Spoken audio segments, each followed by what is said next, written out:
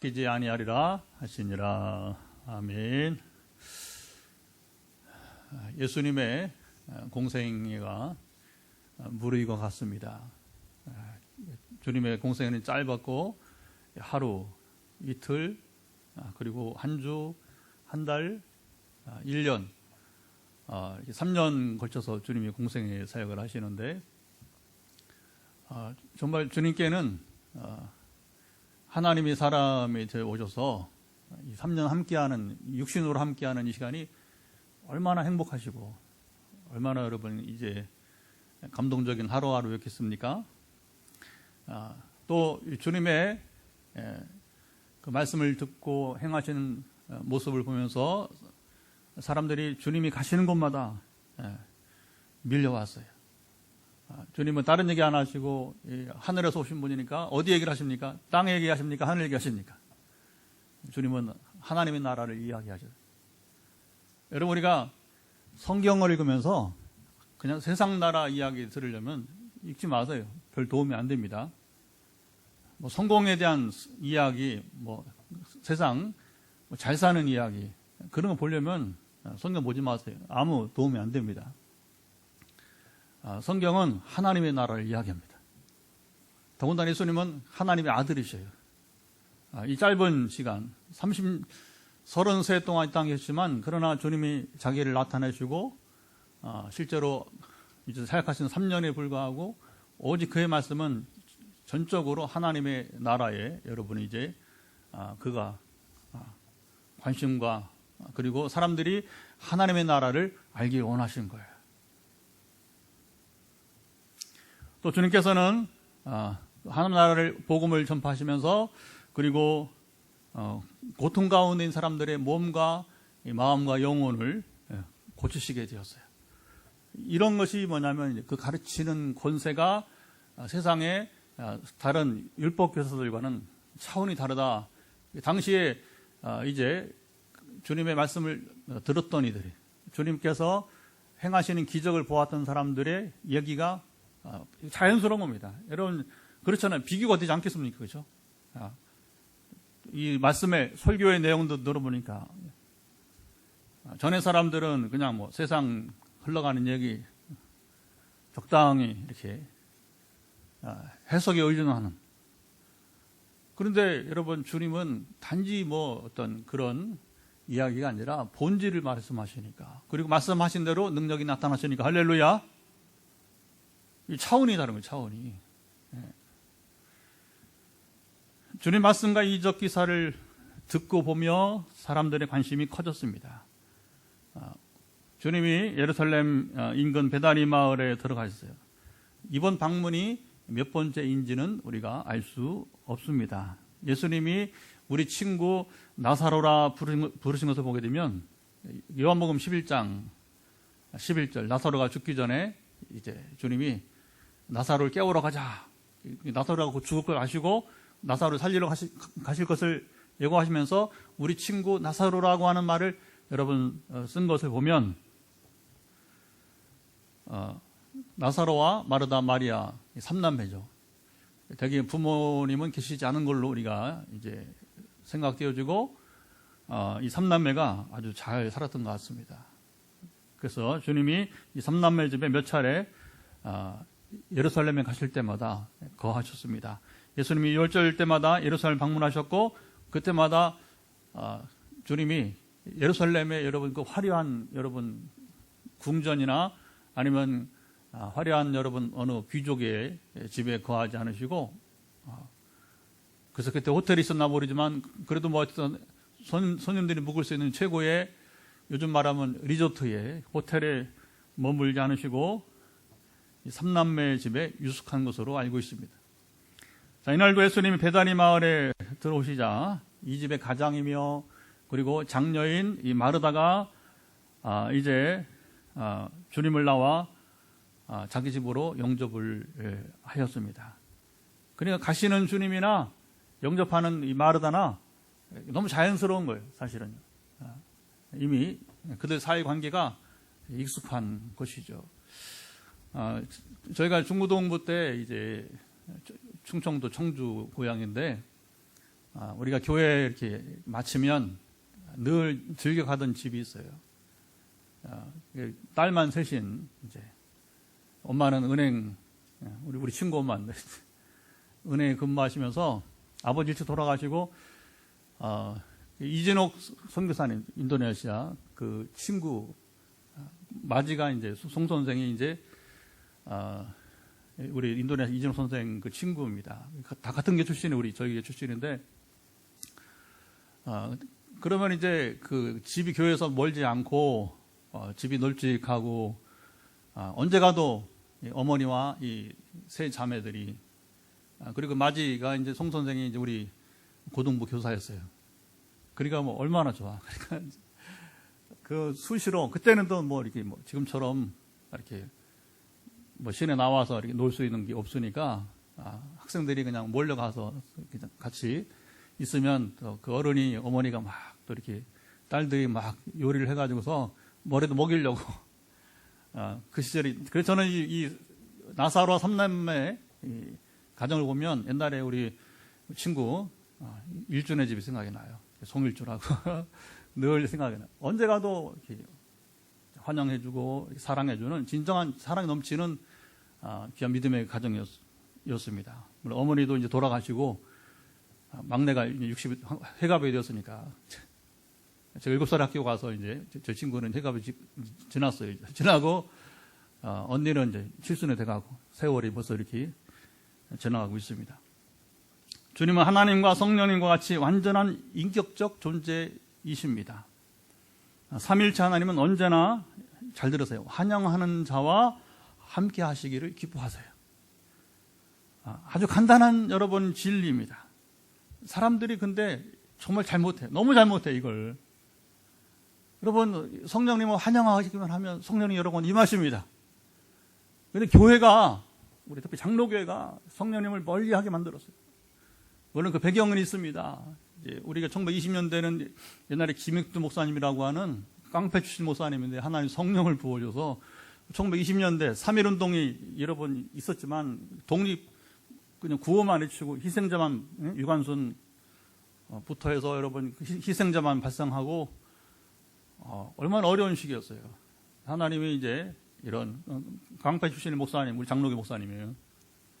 통해서 치유의 은사를 막 그러니까 뭐 역사가 뭐 성령이 막 일하시니까 교회가 부흥하고 힘을 얻고 할렐루야. 근데 이제 이 문선명이부터 시작해갖고 이단들이 막 등장하니까 처음에는 이단들이 잘 몰라요, 그렇죠? 이게 2단이 3단인지 모른답니다. 그런데 막 사람들이 모이면서 이제 정체를 드러내잖아요.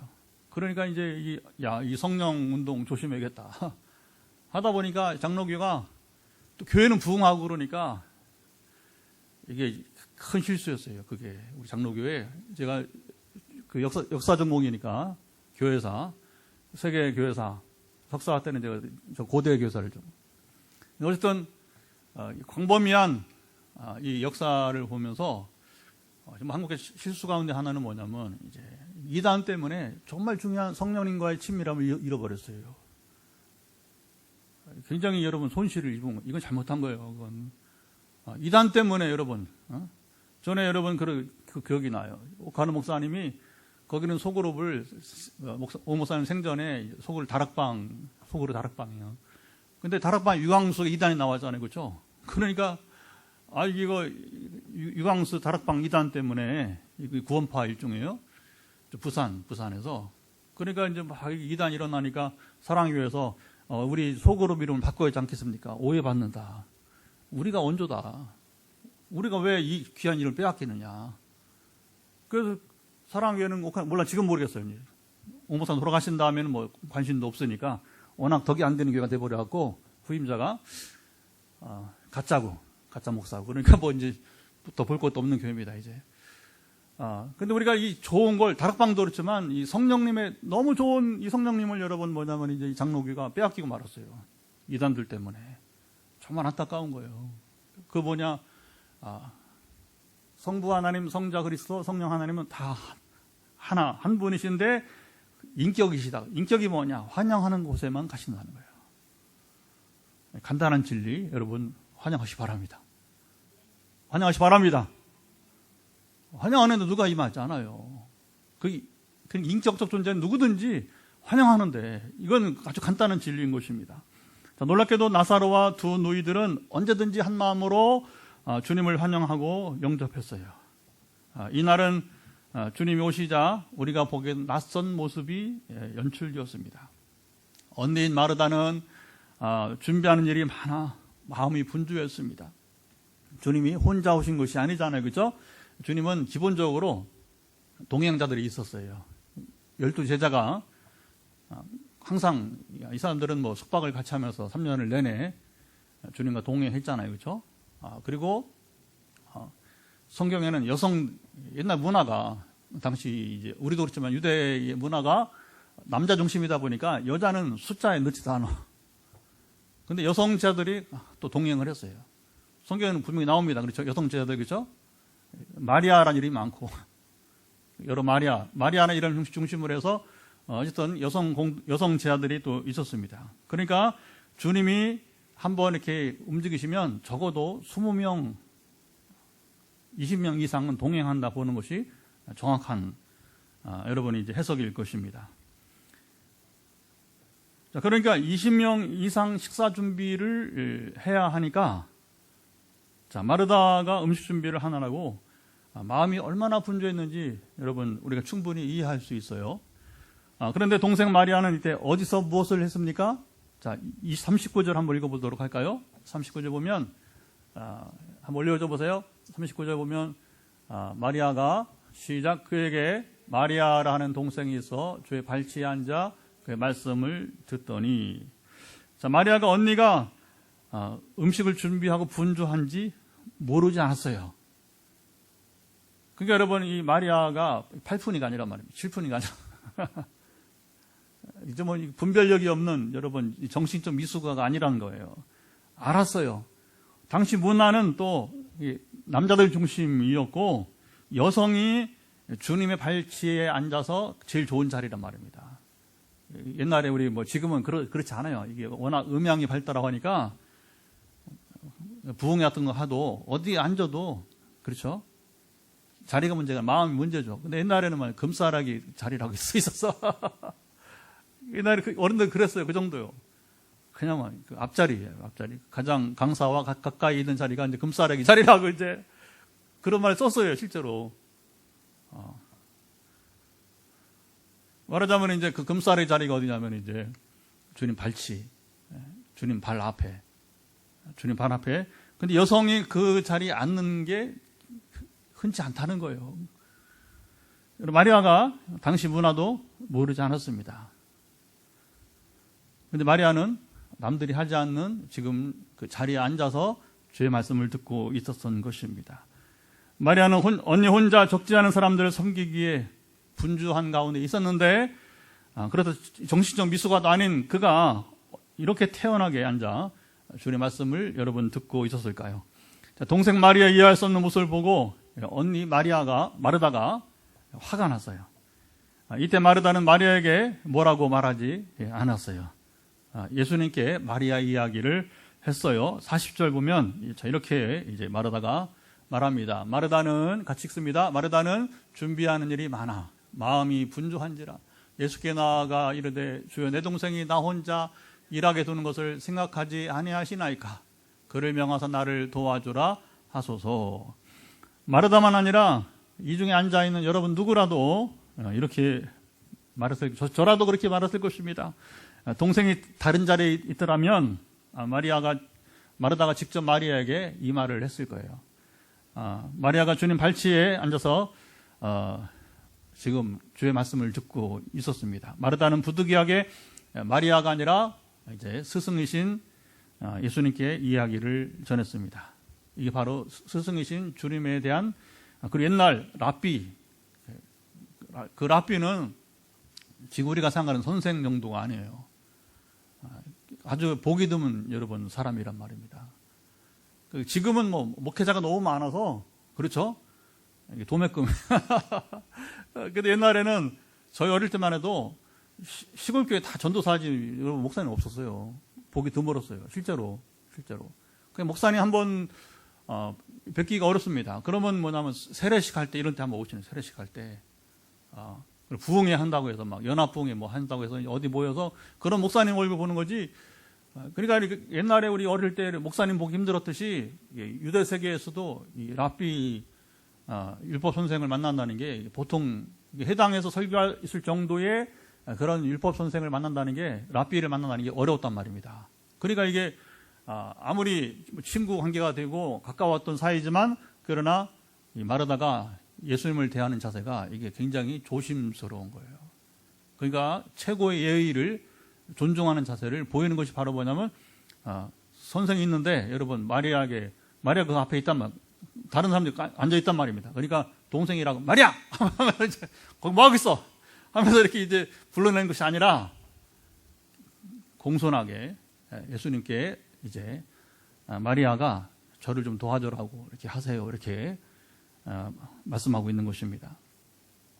자, 이 주님은 마르다나 이 말씀을 읽고 있는 독자들이 기대하지 못한 독특한 말씀을 마르다에게 하였어요. 41절 봅시다. 뭐라고 하는지. 주께서 대답하여 이르시되 마르다야 마르다야 내가 많은 일로 염려하고 근심하나. 주님은 마르다를 한 번만 부르지 않았습니다. 몇 번 불렀어요? 2번 불렀어요. 2번. 자, 주님은 마르다에게 무언가 의미 있는 말을 하려고 하셨습니다. 성경에 예수님께서 누군가를 2번 부른다. 그건 이런 의중이 있다는 겁니다. 예를 들어서 베드로가 주님을 부인할 것을 예고하실 때에도 베드로를 2번 불렀어요. 시몬아, 시몬아. 이렇게 이름을 2번 부르는 것은 그의 행동이 잘못된 것이지만 그를 진심으로 대하는 마음이, 그러니까 베드로를 향해서 시몬아, 시몬 할 때는 지금 베드로를 향한 마음이 담긴 말을 한다는 거예요. 주님의 눈에는 마리아의 행동이 정당하지 못했습니다. 그것을 고칠 필요가 있었습니다. 그렇지만 마리아를 2번 부르는 바로 호칭 속에는 바로 스승이신 주님의 마음이 여러분 담겨 있다는 겁니다. 그래서 의미적으로 본다면 마르다야, 사랑하는 마르다야 이렇게 부르신 것입니다. 자, 염려하고 근심한다는 말은 이 마태복음 6장 보게 되면 공중의 새를 보라, 그렇죠? 백합화를 보라, 들풀을 보라 하면서 너희가 무엇을 먹을까, 무엇을 입을까 염려하지 말라 하신 말씀과 같은 것입니다. 염려하다고 하는 헬라어 메리스는 여러 가지 문제가 여러분 우리 마음에 있으면 어떻게 돼요? 마음이 분산돼 버려요, 그렇죠? 집중력을 잃어버립니다. 마음이 나눠지는 거예요. 그게 바로 염려가 오면 그렇게 돼요, 실제로, 그렇죠? 예수님은 마르다의 마음 상태를 정확하게 아셨어요. 이어서 주님은 마르다에게 계속해서 말씀하셨습니다. 42절 한번 볼까요? 42절 뭐라고 말씀하시는지 같이 읽어봅니다. 몇 가지만 하든지 혹은 한 가지만이라도 족하니라. 마리아는 이 좋은 편을 택하였으니 빼앗기지 아니하리라 하시니라. 예수님은 마르다나 독자들의 기대와 달리 마르다의 말에 동의하지 않으셨어요. 주님 마리아의 선택을 칭찬하셨어요. 주님께서 마르다를 향해 말씀하신 것을 우리가 이해하기 쉽지 않습니다. 주님 외에 마리아가 마르다를, 동생이죠, 언니를 좀 도와달라고 말씀하지 않으시고 이렇게 말씀하셨을까요? 오늘 본문을 문자적으로만 보면 마르다가 이제 예수님께 왕따를 당한 것 같습니다. 요즘 말로 하면 여러분 실제 마르다가 지금 왕따를 당한 것일까요? 예수님의 공생애가 이어지며 여러 에피소드를 남겼습니다. 정말 3년, 아까 말했죠. 이 3년의 주님 공생애는 성경에 그게 다 기록이 안 됐어요. 왜냐하면 성경 기록이 주님이 이제 부활하시고 그리고 승천하신 다음에도 약 17년 뒤에 마가복음이 기록이 되어서 17년 뒤에. 여러분 생각해보세요. 17년 전 일을 다 기억됩니까? 그렇죠? 굳이 그때는 제자들이 뭐 메모를 하고 예수님은 학교처럼 그렇게 안 했어요. 시험 보고 제자 양성하면서. 근데 헬라 철학자는 그렇게 했어요. 막 필기하게 하고 외우게 하고. 우리 옛날 사도성경 있죠? 동양에서는 그래서 사서성경 막 외우듯이 천자문부터 시작해서 그게 옛날엔 지식 훈련이니까 그죠? 기본적으로 쓰고 외우고 주님은 그렇게 가르치지 않았거든요. 그냥 기억력에 의존해서 그 마가가 쓰고 또 마가가 쓴 다음에 20년 왜 안 썼냐면 주님이 다시 오실 줄 알고 주님 곧 다시 오는 성경 필요 없잖아요, 그렇죠? 근데 이제 주님의 재림이 지연되니까 다시 20년 지났어요. 그래서 그러니까 이제 37년 지난 거예요. 주님이 승천하시고 그러니까 그때 이제 다시 마태와 누가가 붓을 든 겁니다. 다시 또 20년 지났어요. 그러면 얼마나 되는 거예요? 57년 되는 거예요. 요한이 마지막으로 죽기 전에 그 새 복음서를 보니까 빠진 게 또 보이잖아요, 그렇죠? 그러니까 주님이 3년의 짧은 생애처럼 보이지만 그러나 그 현장에 주님과 함께했던 사람들의 증언을 다 모아보면 요한이 말합니다. 끝이 없다는 거. 왜냐하면 주님은 정말 하루를 그냥 보낸 적이 없어요. 3년 공생애 동안에 제가 처음에 성령님을 만나고 2010년에 그건 이제 오해하지 마세요. 그전 성령 없던 게 아니라 역사하신 성령을 만난 거예요. 제가 성령이 저를 통해서 행하신 일들을 기록을 해봤어요. 몇 년 동안에. 지금도 제 노트 300여 페이지가 있어요. 근데 그 다음에는 기록 안 해서 왜냐하면 반복되니까 하도 많으니까 이게 제가 앞으로 우리 교회가 잘 자라면 좀 정착이 되거나 하나님께서 이제 우리가 어떤 방향이든 수가 많이 모이지 않아도 그러나 어느 교회 형태가 되어지면 제가 볼 때는 3, 4년 안에 된다고 믿습니다. 책이 나오기 시작할 거예요, 이제. 뭔 책이냐면 하나님이 저와 함께한 이야기들을 꾸밈없이 우리 교회 안에서 또 전에 이제 목회하던 전통교회에서 성령 임한 이야기부터 시작해서 하여튼 아시아, 아프리카, 유럽에서 일어난 일들을 제가 이제 기록을 하기 시작할 겁니다. 어쨌든 이 주님의 이 생애는 정말 놀라운 기가 막힌 시간들이었습니다. 오늘 본문도 여러 가지 면에서 생각하게 합니다. 자, 마리아의 태도와 마르다를 향한 주님의 말씀이 의미하는 것이 무엇인지 이제 본문은 짧지만 우리가 한번 풀어봅시다. 마르다와 마리아는 오늘 본문과 그리고 요한복음 11장은 뭐냐면 요한복음 11장은 나사로가 죽은 다음에 주님이 이제 문상이 아니라 나사로 살리러 오시는 거죠, 그렇죠? 근데 우리가 이제 표현하면 나사로 죽었다고 하니까 이제 주님이 이제 이 집을 찾아와서 문상하는 거죠. 그 본문을 읽어보면 그 중요한 건 이 마르다와 언니와 이 마리아 동생의 성격과 태도가 얼마나 다른지 선명하게 보인다는 겁니다. 같은 뱃속에서 낳은 두 딸인데 같은 엄마가 낳은 두 딸이지만 달라도 이렇게 다를 수가 여러분 없어요. 저희 두 딸도 보면 저희는 딸 아들인데 참 다릅니다. 어떻게 다른지 몰라요. 우리 아내가 저 사이에서 낳은 똑같은 배에서 나온 딸인데 키도 이제 다르고 외모도 다르고 성격도 다르고 어쩌면 이렇게 다른지 모릅니다. 하나님 창조의 위대한 가운데 하나입니다.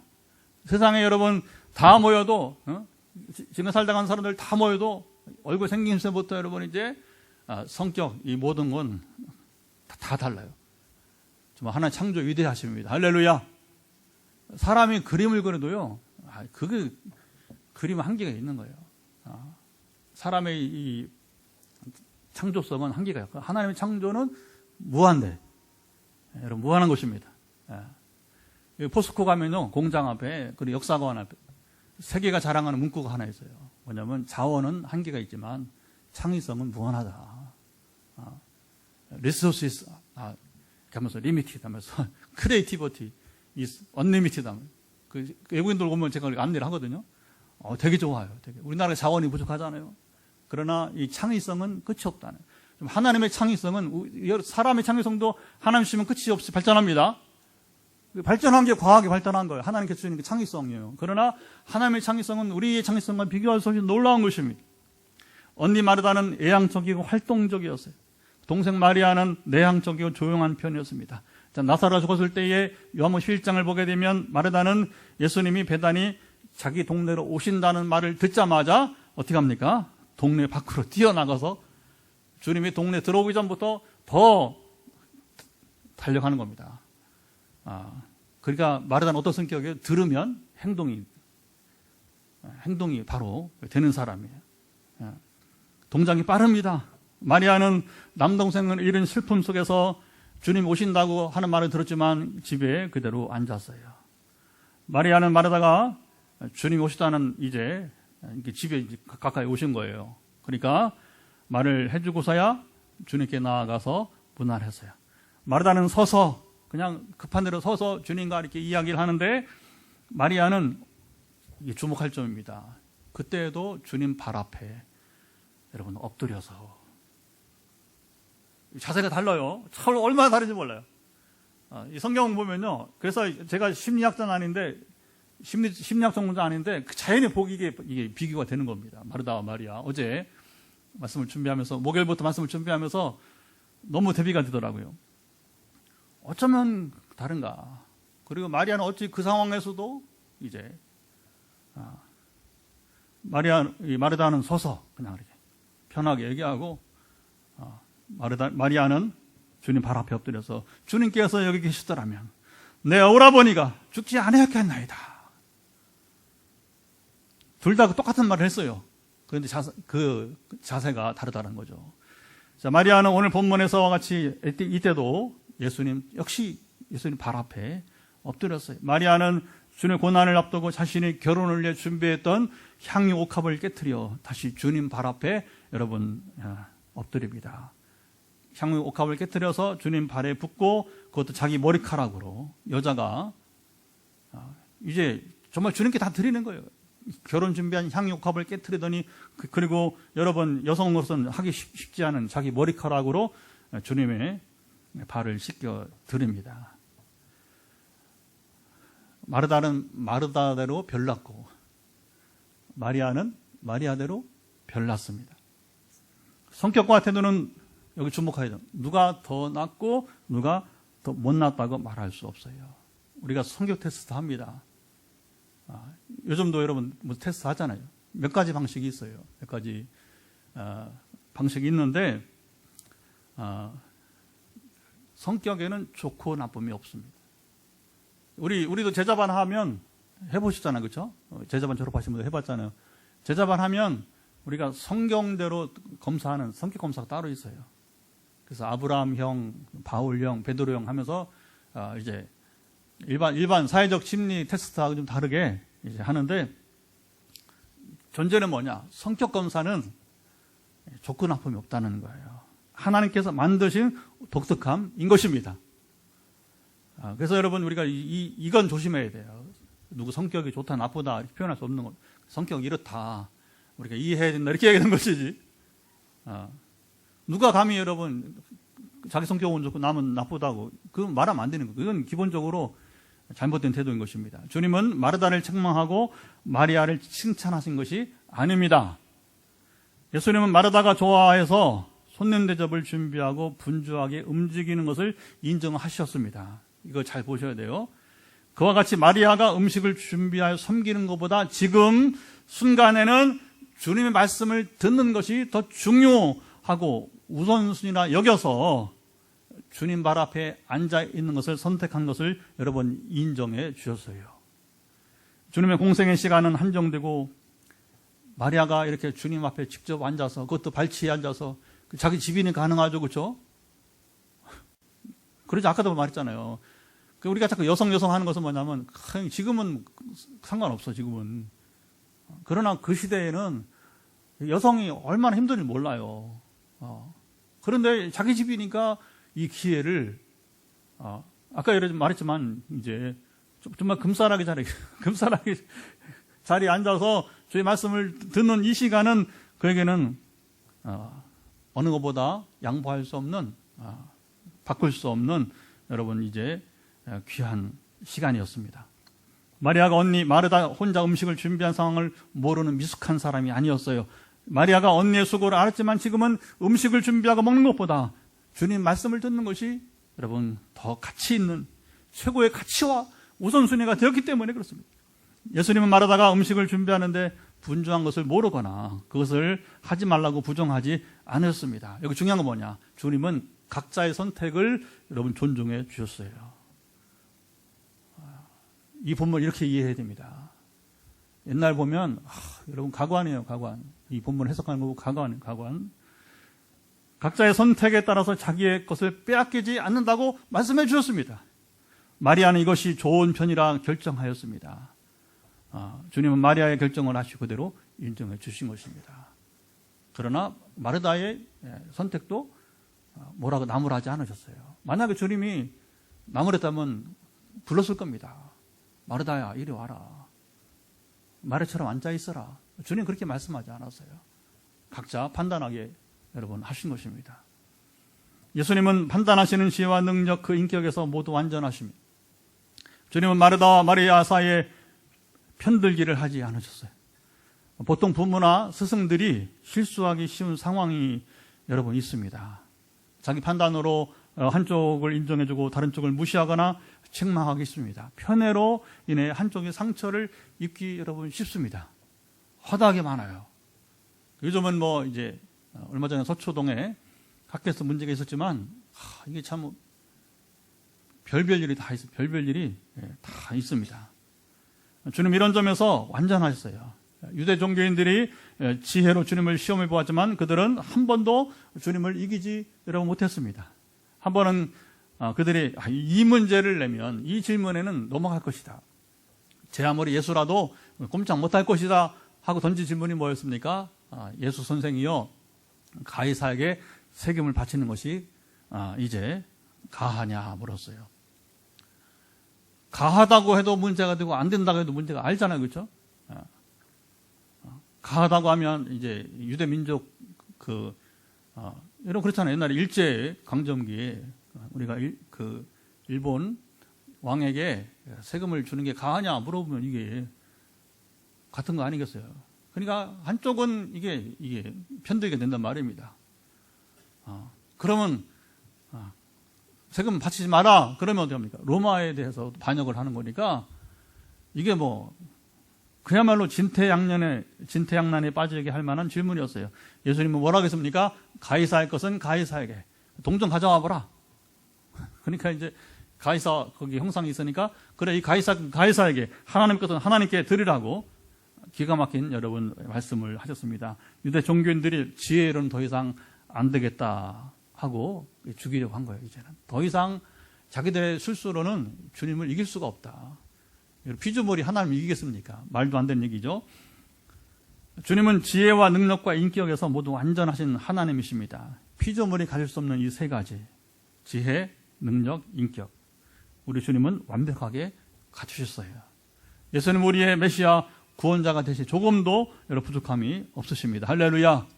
이사야는 이러한 메시아가 오실 것을 확실하게 예언해 줬습니다. 그게 이사야 9장 6절 우리가 성탄절마다 여러분 암송하고 노래하는 하나들이 우리에게 주신 바 되었는데 그 어깨에 정사를 메었고 그 이름은 정사는 뭐냐면 지휘관표 그리고 그 이름은 기묘자라 모사라 전능하신 하나님이라 영존하신 아버지라 평강의 왕이라 할 것임이라. 자, 어깨에 정사를 메었다는 건 지휘관은 뭡니까? 통치자라는 거예요. 예수님은 세계 우주 만물을 통치하신 통치자이십니다. 최고의 넘버원 여러분 최고의 권세자예요. 권세자. 기묘자 모사는 놀라운 상담자 조언자라고. 그러니까 누가 조언합니까? 누가 상담합니까? 지혜로운 사람이 할 수 있는 거예요. 세계 우주의 가장 넘버원 지혜로운 분 메시아의 전능하심 전능하신 하나님이라 했으니까 그것은 근본은 바로 하나님이시다 하는 것입니다. 그리고 여기 아버지라고 하는 것은 삼일체의 하나님이시라고 하는 이게 좀 신비가 있죠. 그래서 아버지시며 또 아들이시고 또 영이신 그리고 평화의 왕이십니다. 바로 이분이 바로 그리스도시예요. 우리 주님이십니다. 하나님은 우리를 창조하실 때 로봇처럼 기계적 존재로 우리를 만들지 않으셨어요. 우리를 정말 여러분 우리는 감사해야 돼요. 하나님 우리를 그냥 평범한 존재가 아니라 꽤 높은 수준의 존재로 우리를 만드셨습니다. 그게 왜 우리가 높은 수준의 존재냐? 우리는 선택을 하며 살 수 여러분 있다는 거예요. 여러분 선택의 자유가 있다는 것이 우리에게는 여러분 최고의 존재 가치가 있는 것입니다. 선악과를 먹는다고 하더라도 사람들을 하나님은 자 보세요. 선악과가 없으면 우리는 그냥 기계적 존재야. 기계 존재. 그냥 로봇처럼 여러분 그냥 컴퓨터 입력한 대로 우리는 살아가는 여러분 존재. 그런데 선악과가 있는 게 무슨 말이냐? 우리는 선택할 수 있다는 거예요. 먹을 수도 있고 먹지 않을 수 있다는 겁니다. 사람들을 자율적 존재로 만드시기를 기뻐하셨습니다. 우리를 특별히 배려해 주신 놀라운 은혜입니다. 하나님 우리에게 선택의 기회를 주시고 그 책임은 누가 집니까? 선택한 본인이 지는 거예요. 이게 차원 높은 수준의 여러분이 이제 배려라고 하는 거예요. 배려. 여러분 그냥 편안하게 살면요 선택하지 않고 살면 돼요. 그러나 그 존재가 뭐예요? 그 존재가 선택하지 못하며 사는 삶이라면 그렇죠? 얼마나 비참한 여러분 그건 기계에 불과한 거예요.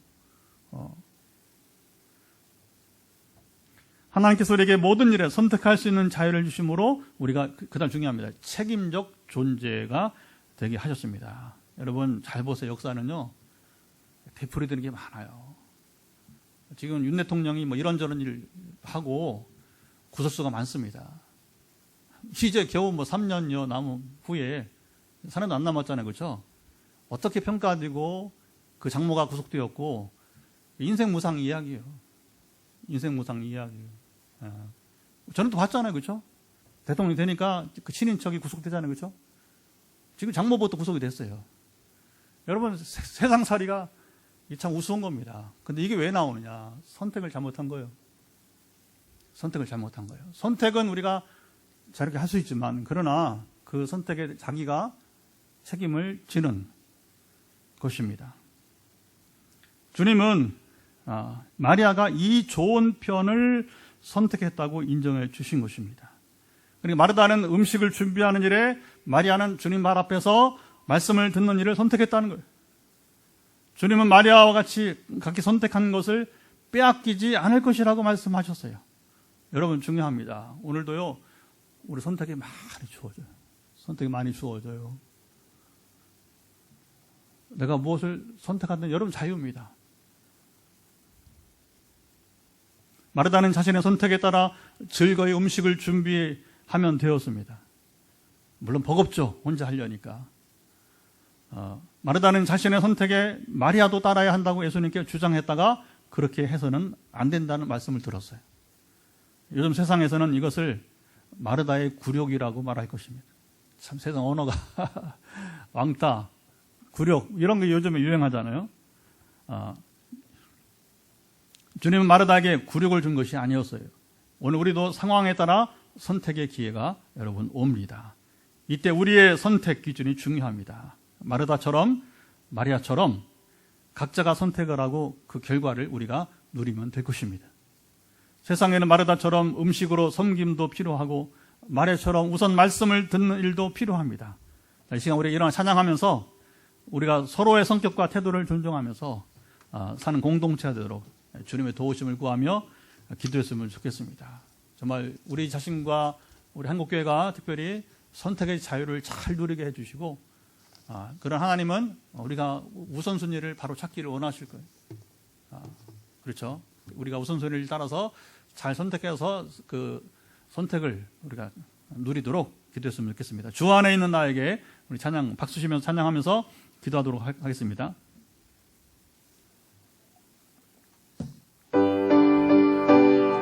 주 안에 있는 나에게